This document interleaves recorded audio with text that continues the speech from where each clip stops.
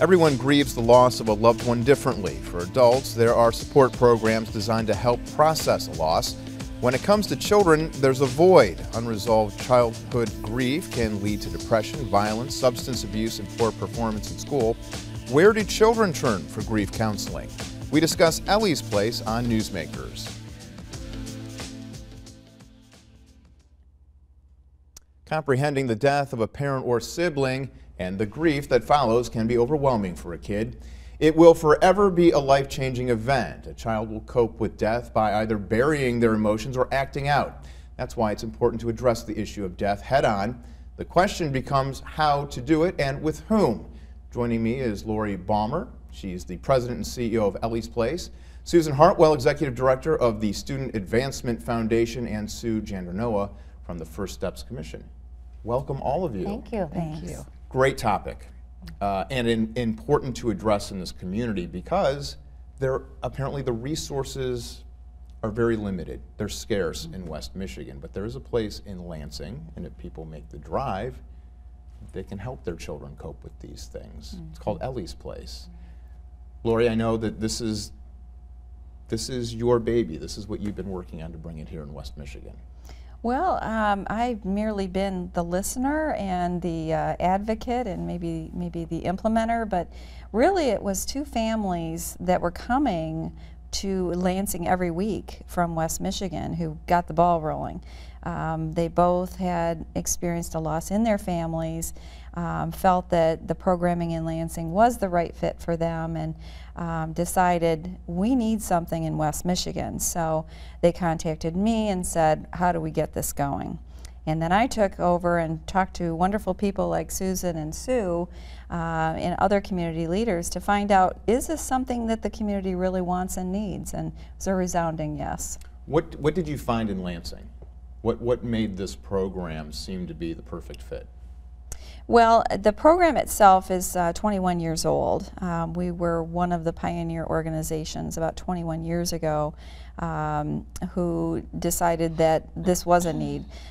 We're named after Ellie Stover, who was 11 months old when she died, and her mother, Betsy, decided to look and see what other communities across the country were doing for grieving children.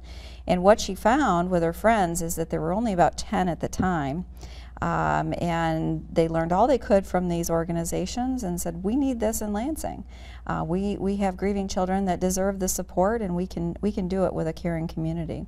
So that's how it all started, and the model has grown over the years, and really is kind of an art and a science in terms of helping children express their feelings and memories and begin to heal. You talked about families here in West Michigan traveling to Lansing. What is the void here in West Michigan when they do reach out looking for that help? What do they typically find? Well, there are programs in West Michigan. Hospice of Michigan has counseling, one-on-one counseling for grieving children. Gilda's Club has a program. Starlight Ministries has a Christian-based program. And what really needs to happen is we all need to work together to meet the need. 1 in 20 children will experience the death of a parent before they turn 18. And in Kent and Ottawa counties, that's 11,000 grieving children. So that doesn't even include children who have experienced the death of a sibling or a grandparent or somebody else close to them. So there's no way one organization can possibly meet the need, and I really believe that working together we can meet that need. And then you start to network, and we have Susan Hartwell here and Sue Jandernoa. Who wants to go first with what it is about the idea of Ellie's Place that you said, you know what, this is the perfect fit, and this is why I want to get involved? Well, Susan. I'll start. In my professional career, I've been involved in a few different roles, and it's all been about advocating for kids. And one of those was in victim services in the prosecuting attorney's office. And certainly we saw families and children victimized by crime. So I certainly understand our traditional systems don't really reach out and have special programs for children. And then for child abuse at the Children's Assessment Center. And one thing I realized in all this journey is even though bad things happen, and we can't do much We can't do anything about what a child sometimes experiences. We can make it so much better by how we react and how we surround that child with services and care.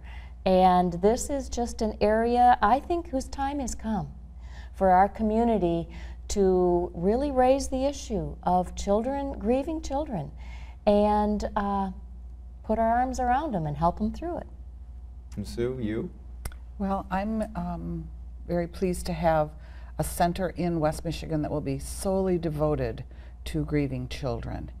And I got involved through some community members and a call that this was Governor's wife, Sue Snyder's big cause that she was supporting, and would I like to find out more about it. And so I visited Ellie's place in Lansing and was very impressed. I was a teacher for 30 years, and so I have experienced children and their grief and how it affects them in school and how it affects them in life. And so a center that is just for grieving children is very important for West Michigan. Being the teacher and kind of understanding the concepts, what is it that Ellie's Place does? What is the structure? What is the focus? What are the steps to handling grief for children?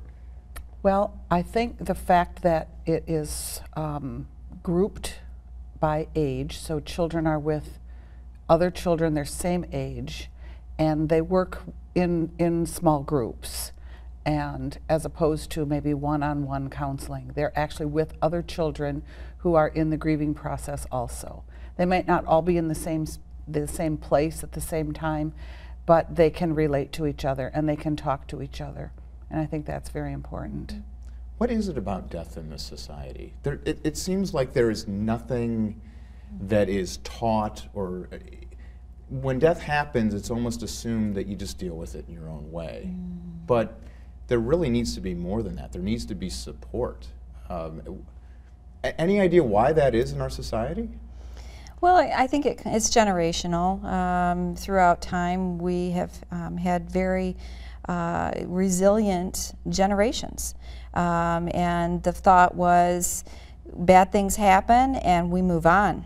And over the last 20, 25 years, what we've seen is a real sense that we can't just move on and bottle it up and expect that nothing bad is ever going to come from that. There are consequences, particularly with children who are never given permission to grieve, are never encouraged to talk about their loss. I heard from a little girl just 2 weeks ago who said, you know, when my mom died, my dad remarried, and we were never allowed to talk about my mom again. And all the pictures went away. And you know, what's that going to do to that child if she never gets to talk about her mom? And she goes to Ellie's Place, and it's the first time she's ever been able to talk about mom, and work through those issues so that she's a healthier kid. So what we do is more than just a feel good at the moment. We're really changing the child's life. What does happen psychologically to children when somebody does pass away and there's that attachment? What is the process that children typically go through? Well, loss is loss.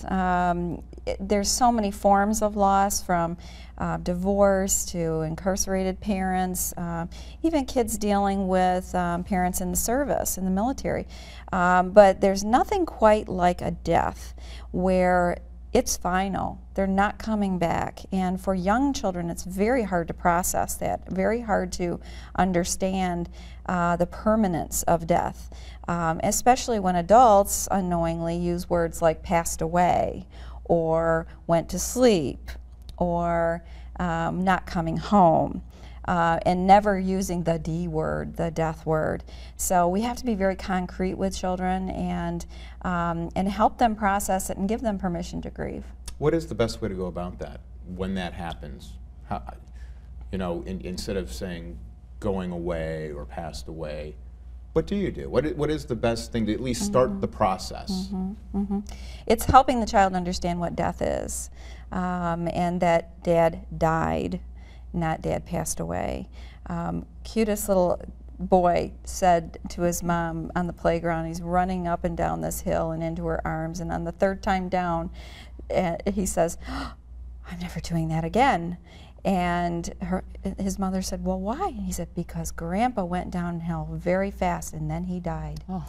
So, you know, out of the mouths of babes, but, you know, really reflecting how we talk to children. We don't talk in concrete terms. We try to protect them.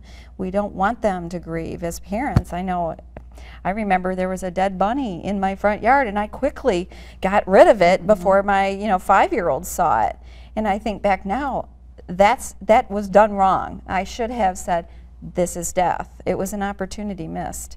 So we're just so afraid. We're so worried about protecting our children that we're really doing them a disservice. Yeah, we celebrate a birth, but part of the life cycle is death. Yep. So for people who approach, and a lot of times you'll hear the comment, well, you know, my mother passed away, so I know how you feel. It's not always the same, right? You don't know how people feel because everyone has a different relationship. So in many respects, do we need to kind of get the message out to other people that there is another way for strangers to approach death with a child? I think so. I think we've all experienced a death at some point in our life. You know, I'm sure that you have experienced deaths that are different from the deaths I've experienced. Or right. yours. So but it's very difficult then for somebody to approach, and especially with a child. You know, how should somebody who is merely an acquaintance approach a child? Is there a way for them to make that approach and not to assume anything? Right. Well, the worst thing you can say is, "I know exactly how you feel," as you said. But you know, we oftentimes avoid talking about it because we are afraid we're going to say the wrong thing. So part of what Ellie's Place is doing, at least in the communities that we're serving now, Lansing and Ann Arbor, in Grand Rapids, part of our mission is to heighten awareness of how do you talk about it?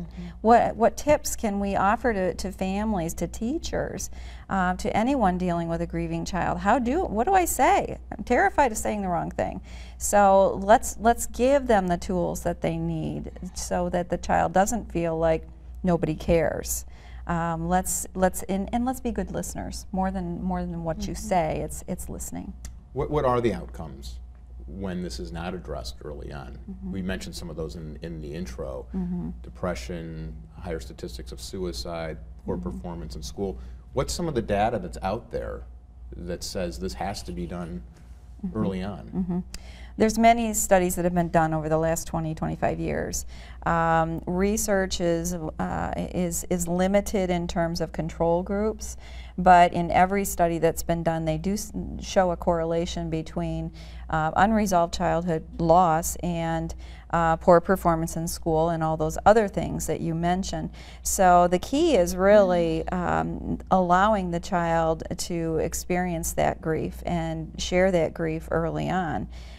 So we don't see those problems later on. What are some of the numbers here in our community? What do we know is out there? How many families are there? How many occurrences take place? Just so that we can kind of quantify the need for this. What is the demand here in West Michigan? Well, 1 in 20 children will experience the death of a parent, and many more from other deaths in the family. So with Kent and Ottawa County, that's 11,000 children. And really, it goes beyond that. West Michigan, as we know, includes, you know, Holland and Muskegon and Kalamazoo, and you know, those children. This will be a regional resource. So the need is enormous. As I said, we can't do it alone. We're going to need a lot of community partners in this. And Lori did a study in just one of our elementary schools here in Grand Rapids, and maybe you could tell a little bit about that. Yeah, Covell Elementary stepped up to do a mini study, not terribly scientific but very effective.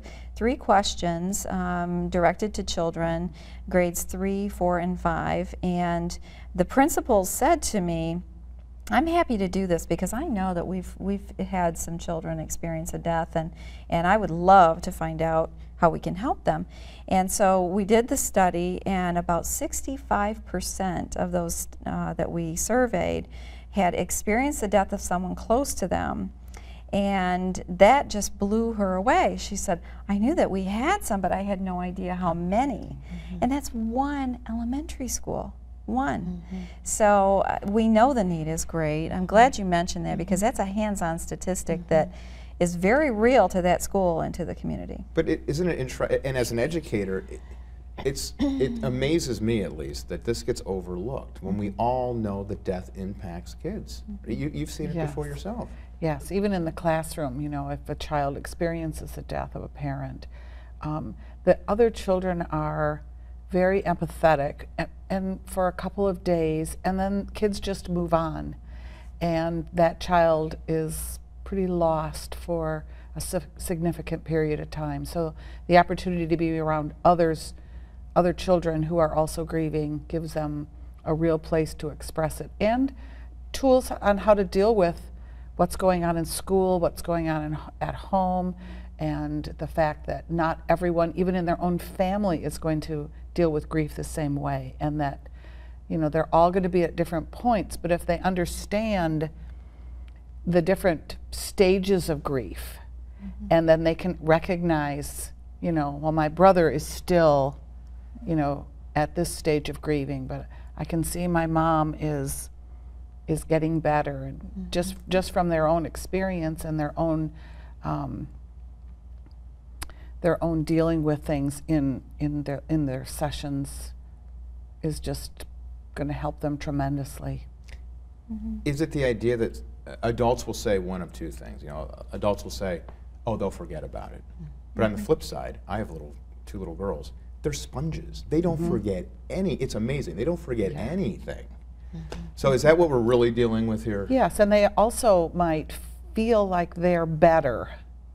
And then one event, one holiday, one ride to a certain store that they used to go to with their mother or their father will trigger something, and they'll just wonder what's happening to them, and they won't have anyone to talk to about it. But they will if they're going to Ellie's place and they know, well, next Tuesday I can say that, you know, I was driving along and all of a sudden I started to cry and I didn't understand why. And they'll have a place to talk to people about it. Yeah, you talk about that group setting. What does that do psychologically, emotionally for a child? I think it makes them feel less alone. And when someone says, as Lori said, you know, oh, I know just how you feel. Well, they don't. But if a 9-year-old is talking to another 9-year-old and says, I know just how you feel, they really do. And that, I think, will make a huge impact on them. Other than the group setting, what else does Ellie's Place provide for a grieving child? Well, clinical consultations. Certainly families call Ellie's Place every day in Lansing and Ann Arbor, and asking questions. Should I take my child to the funeral? Should I take him to the gravesite? Should I tell my child that his brother died by suicide? Should I make something up? All kinds of questions of how do I deal with this. We've had calls from hospital waiting rooms. You know, I've got my kids in the waiting room here, and I don't know how to tell them that their mom just died. So it's becoming that resource for the community, that first measure of support for anyone in the community, whether they choose to use the program or not. That go-to place. So I think it's really, really important, and I just have to go back to what Sue was saying. These kids they don't really share that much with their friends, because if the friends haven't experienced that loss, they don't get it. They expect Bobby to get over it. You know, it's been 2 months. It's been 2 months since your dad died. Come on, snap out of it. Let's go have fun. They don't get it, and they're very protective of their parents. Children are extremely protective of their parents. They don't want to cry in front of them and add to their burden. So what Ellie's Place does is it gives them that environment where they can share with people who get it. So we're in the first stages here. Are we looking for a physical location at this point? Is that the next step, or what is the next step? Yeah, I'll let you talk about that, Lori. Well, we're excited. We have been looking for a church partner for quite some time. Churches are a wonderful resource to programs like Ellie's Place, who really start on a shoestring. We don't want to take funds out of a community that aren't needed. So we really look to partnerships with churches in particular because of their layout with classrooms, and then we can divide the kids by their age, and of course the parents or guardians by their type of loss. So we need a lot of space.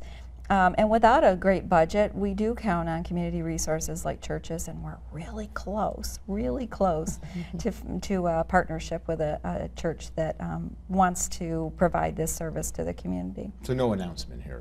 No announcement yet. We'll come back on another show. But you do talk about the funding. I mean, there's always Yes. that arm. Sure. And I know Susan and Sue, you're out in the community all the time. What are the mechanisms now to try to begin, I don't want to say market, but to begin to find some folks out there, some corporate sponsors? What's Well, I think it's going to happen very naturally, just like you were mentioning, Patrick, that